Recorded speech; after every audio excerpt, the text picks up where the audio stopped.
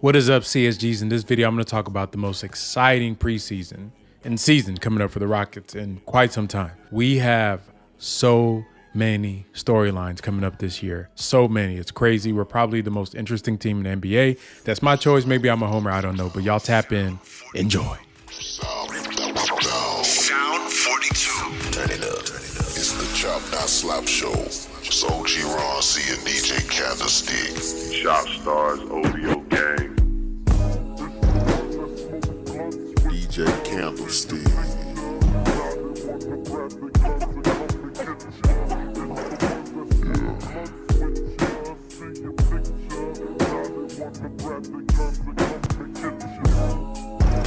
One time for the homie DJ Screw. Already. I'm feeling thrown in this. The time you deserve from me. This is something I know. So first and foremost, off the bat, to me, one of the top storylines going into this year, and some may argue maybe there's other ones you think are kind of ranked higher, it has to be Jaylen Green. It has to be Jaylen Green going into year 3. This is year 3 for Jaylen. As you guys have seen some of my older videos, year 3 is a very important time for these guys, for these players that are bred, that are selected, that have been ushered into the role of being the star of the team. Jaylen needs to show us something this year. This year, it can't wait. There's so many things on the table for him. He's going to come up on his contract year that's going to be approaching soon, where the Rockets can talk about extending him. There's a lot of new faces on the team, and we'll talk about a little bit of that later. But this year, Jaylen has to show something. The last year that he played, ups and downs. That's why I'm going to give him, for my assessment of him, a lot of ups and downs. He had, flashes of being this prolific scorer, but he also had games where he looked like he was just disconnected. Made me question whether he was one of those guys, right? And what I mean by one of those guys is one of those guys that you can just basically book it that they're going to be there night in and night out. Can't have your superstar having, wishy-washy games like that. And he had a lot of those. There was a stretch in like January where he played just horrible. And I think what really happened to them was kind of some of the depression of losing so many games got to them. That was coming off of that long streak they had. There was a lot going on. Coach Silas was in and out with his father passing. Just a lot going on. KPJ was hurt and he had to take on more of a load. It became overwhelming for him, in my opinion. And you could tell in some of the post-game interviews that it was getting to him. But this year, new situation. He's rejuvenated. He's been working on his body, on his game all off season. You got to show us something, bro. This is the year to show it. Third-year leap. Like I've been saying for Jaylen, can you be a good defender? If not, if you're not going to be a great defender, at least can you be an elite playmaker? I'm leaning more into him being a two-way guard. One of those guards that could be a pest for other guards, other smaller, shifty guards. I've seen him do it. I want to see him do it this year consistently. So consistency is going to be key for Jaylen. Can you do it on a night in, night out basis? Coach Lucas said it best. The difference between a good player and okay players in the NBA is the guys that do it every night. Is Jaylen Green going to be good? We'll find out. All right, the next storyline is, to me, it's a no-brainer. Got to be Alperen Sengun. We've been talking about Sengun a lot this offseason. He's been having a great offseason with the play. We've been seeing him overseas, showing all the stuff that really makes people excited about him. But for him in the NBA, this is a big year. Just like Jaylen, year 3, can you take that leap? And for him, that leap is going to be on his defense, on the defensive end of the court. I've defended, his defense on some parts of it. I've also been critical on parts of his defense. This year, you got to show me something, bro. Like, we cannot have you giving up, one of the highest percentages at the rim and also on the perimeter. A lot of that was due to schematics. A lot of that was due to bad placement, bad coaching, bad teammates, bad team overall, and terrible defense. But what can you do to show us that you belong in this league? Not as a player. Like, we know he's an NBA player, but as a star caliber player, because I think that's where his limit is. Alpy has all the tools to be a great player in this league. Alpy has all the tools to be an all-star in this league. Alpy has all the tools to be possibly a superstar in this league. But if he cannot be on the floor in key moments, then he's not going to reach that level. So for him coming in, What is the coverage going to look like? It's going to be interesting to see how they really start off camp. Is he going to be playing a lot of drop coverage? Is he going to be doing some switching? Are they going to do some hard hedging? Are they going to have him off the screener? Are they going to have him in the corner like the Turkish coach did? What I want to see is just some variety. I hated how just rigid we were last year with some of the things that we did. Coach Silas really attributed a lot of that to the fact that the guys just didn't learn. Love what Coach Ime Udoka has already said on his first press conference. Youth is not an excuse. So you better pick it up or somebody else will. They got some guys that's ready to take your spot. So for Alp, can you adapt to different defensive schemes? And then like the shot making, I'm not going to put that on him at year 3. I don't think he needs to be shooting like 38% from 3 this year. But at some point in his career, I think he will get there. He does need to get there. Keep adding, some range. I want to see that mid-range game kind of improve out. He got the shot put. Can you add something else? Do you have a set jumper that you can use? So when you run those Jabari Sengun screens, you can really see, put the defense in a bind there. But for him, it's going to be real key. How does he come into training camp in shape? Is he stronger? Is he as explosive as he looked in his games that he played this summer on the NBA court? Does it translate to the athletes in the NBA? That'll be real key for him this year. But I believe he's going to do it. If everything that I just said and laid out, if that actually comes true, I think Alperen is probably going to have the hugest leap on the team, because we've already seen what his baseline is. He's damn near a near all-star player. When you patch some of those holes that he already has in his game, you're flirting with some there that I really don't know how to say. Like, I don't know what it looks like. I really don't know what it looks like for a lot of our guys. You know what I mean? Because it's kind of hard to assess. Was it them they were just really bad, or was the coaching really bad? Was the scheme really bad? Was the structure really bad? But we're going to see. But for Alperen Sengun, what can you do on defense to keep you on the court at all times so your other talents could shine? That's what's going to set him apart. And that's what he's going to have to do. And it's going to start in training camp. So I'm curious to see what that looks like. Next storyline got to be Kevin Porter Jr. and his role on the team. Now, some people may have this as first, depending on how infatuated you are with Kevin Porter. I love Kevin Porter. I was just watching. I might do a breakdown of his Bulls game where he dropped 36. I need this guy on the team, man. I'm really, really high on KPJ. I'm really high on KPJ under Coach Ime Udoka. I'm really high on KPJ with a team with Fred VanVleet. I'm really high on KPJ with a team with some vets. And I just need to see, how does he accept whatever role that the coaches give him this year? How does he accept it? Because to me, that's going to define the rest of his career. So for Kevin Porter Jr., that role, whether it's a 6-man, you know what I mean? Are you the 6-man? Maybe you're not the 6-man. Maybe there's a different 6-man. Maybe you're just a backup player.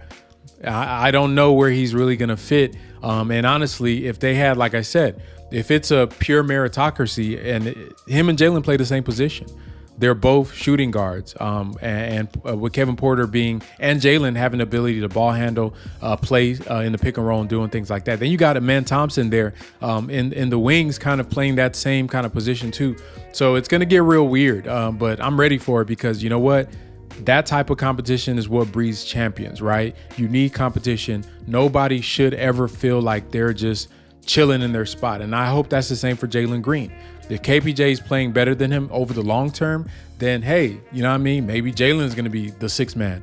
But I think the fact that Jaylen is a high draft pick and a very talented player, he's going to get every benefit of the doubt. No matter what the sport is, no matter how much a coach preaches meritocracy, there's still politicking involved. And you want to give those guys that are really, really talented, they're going to get a longer rope than the guy that's, a walk-on, like we're talking about with football, right? If you scouted a guy out of, top in his state in high school, he's going to get a more chances to mess up in camp than the walk-on that just walked on the team. So for KPJ, what does that look like? I honestly believe that he's at a point in his career where he's ready to accept whatever comes his way and let his game do the talking for him. If he stays the course and just let basketball be basketball and keep all that other stuff out of the game, I think he's going to make himself a lot of money on his next contract, because his skill set, the shooting, the ball handling, the playmaking, he needs to be a much better defender. Really disappointed in his defense. For his size and his wingspan and his intangibles, just his body and everything he has, he should be one of the best defenders on the perimeter in the NBA. That all comes from want-to. So can he become that defensive player that can also, you add that to his skill sets and his mental makeup being transformed into this player that is coachable, that controls his temper, that doesn't throw tantrums on the court. That's a player that you're going to want to pay. That's a player a lot of teams are going to want. So I'm curious to see, how does that start in camp? Can you imagine the first day of camp he's rolling with the twos? It's going to be interesting. I'm glad Fred is there, because Fred, to me, is a player that I don't think would be controversial to start over him. The Men Thompson stuff would have been weird. If it was just, we didn't have Fred VanVleet, it was just a Men Thompson as the lone other point guard, and they just threw a man out there to start. But Kevin Porter Jr., how does he buy into his role? Does he buy into his role? To me, that'll determine success for him. And then the basketball will take care of the rest. So we'll see how that goes when camp starts. All right, a little bit lower on my list is the Jabari Smith Jr. second year. Now, usually sophomores slump in their second year, but he was so slumped in his first year, he has nowhere to go but up. We've seen all the great play from Summer League and, some of the Rico runs. He seems like a more confident player. Jabari really has to have a better year this year. He has to have a decent year this year. He cannot afford a sophomore slump. Some of his counterparts can, he cannot. So what can he do this year to really elevate his game? For him, it's going to be one, getting stronger, and just being more versatile in his shot attempts, because defensively, I think, young guys are going to be young guys. I think he'll be better on defense this year. The will is there, the ability is there. So all it just takes is his awareness and IQ to catch up. Jabari's going to be a great defender, right? On the offensive side of the ball, where he really struggled is, does he have enough comfort in his game? Does he have enough just being more comfortable with who he is to be able to get to his spots? That's what he needs to figure out. What are your spots? Y'all know my stance on Jabari. I see him as the prototypical power forward from the early 2000s, the guys that you throw the rock to, they can go to work in the mid to high post. And he's a combination of that with the new wave of stretch bigs that can shoot the three. But the three is not first. Jabari's not a 3-and-D wing. Okay, I think he was miscast in college because he was so small, and it looked awkward when he would try to do things on the perimeter. He was miscast coming into the draft, and a lot of times, Coach Casales miscast everybody, but he was miscast on the Rockets. Hopefully, Ime Udoka can figure out what his niche is on the court. I think he needs to be a guy that's that 4-5 combo where he could swap out at 4 and the 5, and use his ability to stretch the court as a weapon, but not the primary weapon. That needs to be a secondary weapon to his isolation game. And the only way Jabari is going to reach that superstar level is if he has the ability to be able to punish the defense and make them commit a double team. And the only time that I've seen Jabari get a double team is when he gets a small in the post. So what does that mean? You're screening with Jabari. You're burying little guys into Jabari. You're trying to get in transition, getting mismatches. And if he does have a small or a bigger player, then you can use some of his intangibles to attack that. If it's a small guy, shoot over them, right? You have you're damn near 7 feet tall, a high release. They can't stop that. And you keep punishing that, they're going to send the double team. Now, guess what? Jabari got to have court vision, pass the ball. Guess what you're doing now? You're generating offense out of the mid to high post. Guess what, guys? This is what Akeem Olajuwon did to win 2 rings for Houston, right? So we've seen this before. We have seen this party before. So for Jabari, can he get comfortable in his spots on the court, and can the offense find him? I think with Fred VanVleet, with Amen Thompson, hopefully with Jaylen and Kevin Porter, some of the guard play improves some, and then they'll be able to put him in positions to be successful. Also, I like to see him initiate more out of the wings like he did in Summer League. I love that look. I can see that little Jason Tatum and Jaylen Brown 2-man deal that the coaches are trying to cultivate there. But for Jabari, it's going to be important. It's going to be important being versatile. That's the key for him. Versatility. No more just chucking up 3-pointers. Dude, get in the post. All right? If you get a shot, you in transition, pull up for that 3. You're going to be in the corner sometimes. Hit those shots. Attack, big man. If you got, like we've seen with Jalen Duren and Wiseman guarding him, attack those big men. Use them handles that you worked on. You're not going to be breaking down wings on the perimeter. That's not his game. You get a wing on you that you bigger than. Mikal Bridges want to guard you, Jabari. Put his ass in the post. You know what I mean? Put him in the post. You got to put the defense in the bind. So for Jabari, that's what we want to see this year. I'm curious to see, once again, keep in mind all these things I'm talking about. I'm curious to see, what does that look like when camp starts? Exciting times. exciting times. A key part of this offseason is going to be integrating the new players, the Dillon Brooks, the Fred VanVleets, the Jeff Greens, and the Jock Landales. So all of these players are going to add something, with Dillon and Fred being starters. What does that look like for the team? This is going to be a brand new team that we've never seen before, right? We're used to the Jaylen, KPJ, Sengun, Jabari, and whoever is at the three, whether it was KJ or Tate lineups. And, they had some exciting games. They had some good games that we enjoyed, but most of the games were L's, right? So now we have a brand new team with some vets on there. It's going to look so much better. First of all, it's going to look much better, much crisper. Everything is going to run smoothly. For the integration of new players, I'm curious to see what the balance is between the new guys. How do they balance trying to assert themselves as the older players on the team and letting some of these young bucks get their shine? That's going to be a tussle, not only with the players, with the coaches, with the fan base as well, because you know how you guys get when an older player takes a shot away from a young guy. But to me, when you're winning and you're trying to win, it's a different dynamic. Everybody has to sacrifice. Everybody has to be selfless. And this is something that I haven't seen a lot of from our team, and that's all of them, Sengun, Jabari, Jaylen, all included. Can they buy into that? And can the guys that are coming in that we've brought here, can they buy into being mentors, but also being guys that contribute to winning in real time? And so that's going to be an interesting mix. I think for Fred, he's played kind of both roles. I think last year, once again, I really think he was playing over himself. Like, he was doing too much. And he might have said something like that in an interview or so. He was doing too much, contract year, trying to get paid, doing way too much. Can you scale it back and be that point guard that won that championship for Toronto?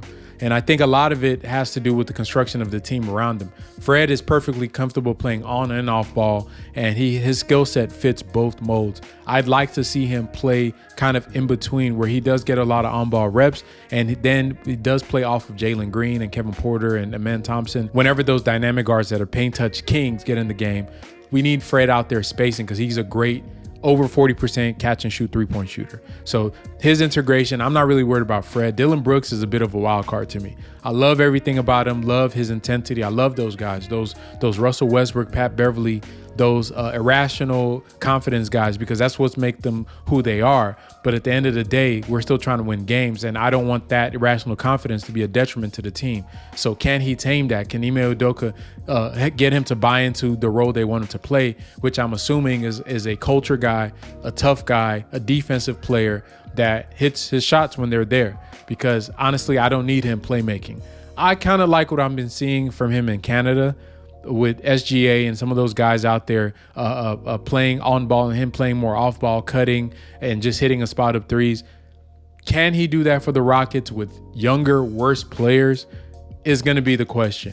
But for the two of them, I think it's going to really determine how successful we are, how well they integrate, and how fast they get into their roles, and how that meshes with everybody on the team. For Jeff and Jacques, I think they're just going to be great role players. They know the game, Jeff for sure, and Jacques for sure. You've heard some of the interviews, him talking about what he's coming here to do is to help, compete, but at the same time, he knows the situation with the young Rockets. So that's going to be the thing, man. How do these guys integrate? Are they going to go off to a slow start? How does that affect the locker room? A lot of questions. But in training camp, I'm going to be curious to see who takes the leadership role first, and how that communication amongst those guys. I've already seen flashes that these dudes are willing to learn from older players that have been there. It's not a matter of talent, right? Jaylen is probably more talented than Fred VanVleet, but Fred VanVleet is a better player, a harder worker, and knows how to do it. He's a vet. He's a pro. He's a pro's pro. That's what, when you pair that with talent, when you pair professionalism, work ethic, talent, you get a superstar. We need Jaylen to learn those skills. We need Alperen, Jabari, Kevin Porter, Amen, all these young guys. They need to learn these skills. Tyrese, and be a pro. Then let your talent shine through that. They'll be fine. So I'm curious to see what that looks like coming up in training camp. And to me, one of the intriguing parts of this is, going to be the coaching and the GM. Coming into this new season, the relationship between Ime Udoka and Rafael Stone. We've heard the stories and reports through various outlets of how Stone might have been a bit overbearing on Stephen Silas and his wills and wants, and how there was some friction there. It seems like him and Stone and Ime are on the same page this year, and I think there's more respect there for a coach that's more established. But how does that relationship work, and what does that mean? What does a successful season look like for the two of them? For Ime Udoka, a coach coming off a team that went to the championship, what does it look like for him to have a successful season with one of the worst teams for the past 3 years? I think that's going to be real key for him. He's putting himself out there with the Rockets, taking this job. And that's why a lot of these high-name coaches don't take rebuilds. It's going to usually goes to the younger, up-and-coming coach that's trying to get his name out there. They take these jobs knowing the risk that you probably get fired if things don't go well in 2 or 3 years. For Ime, it's a different situation. He's given a lot of autonomy. He's going to have a longer leash than a Stephen Silas or one of these Jacques Vaughns or younger or coaches that are unproven. Now, to me, he's still fairly unproven himself. You know what I mean? Because that same Celtics team went on a deep run. They have a lot of talented players. But from what you hear around the league and from other coaches and NBA players, the guy's the goods. He's one of the best coaches out there on the market, and we were able to land him. What does a successful season look like? For me, changing the culture. And I think we do have a lot of high expectations. I've set my win totals to 35 to 40 based off of talent and some of the players they have. But honestly, before I can comfortably say that the Rockets are going to turn it around completely, it's going to take this year for them to get together and learn what they want to do. And I think next year, the 24-25 seasons, when you guys are going to see the big pivot to when we're like, damn, we're going to make the playoffs, or we're pushing for the playoffs. Now, there's some more optimistic people out there in the fan base, which is cool. I'm cool with that.